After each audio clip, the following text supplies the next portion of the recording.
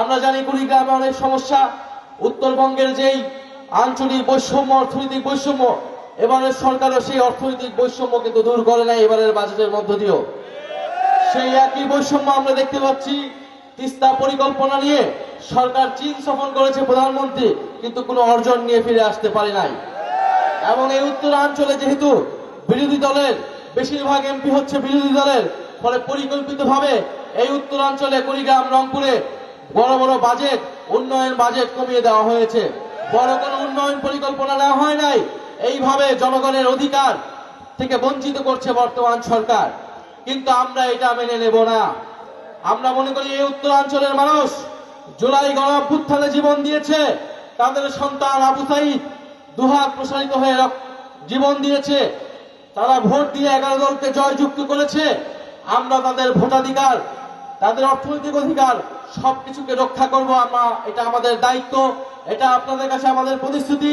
এবং আপনাদের সন্তান আতিক মুজাহিদ এটা আপনাদের সামনে ওয়াদা দিয়েছে ইলেকশনের আগে এবং এখনো দিচ্ছে যে আপনাদের অধিকারের পক্ষে তিনি জাতীয় সংসদে এবং সংসদের বাইরে কথা বলবেন।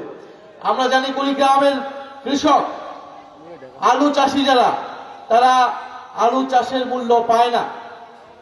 এমন হতে হয় যে আলু তারা ফেলে দিতে হয়, পচে যায়। কোনো কোল্ড স্টোরেজ, পর্যাপ্ত পরিমাণে কোল্ড স্টোরেজ আমাদের উপজেলাগুলোতে নেই। আধুনিক প্রক্রিয়াজাতকরণ কোনো ব্যবস্থা নাই। আমরা আগের মতো কৃষি ব্যবস্থা এখন আর যেতে পারবো না। কৃষির যেই ডিমান্ড পুরো বিশ্বব্যাপী, আমাদেরকে সেই যুগের সাথে তাল মিলাতে হবে।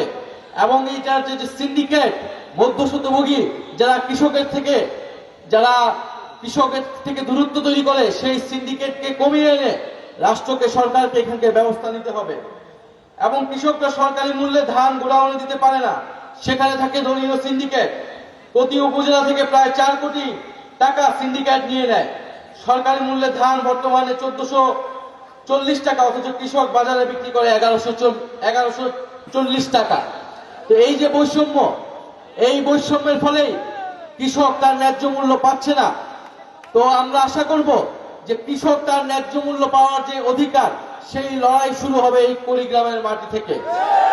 আপনারা যেহেতু আজকে এখানে আমাদের আহ্বানে এসেছেন, সাড়া দিয়েছেন, ইনশাআল্লাহ আমরা আপনাদের অধিকারের পক্ষে কথা বলে যাব।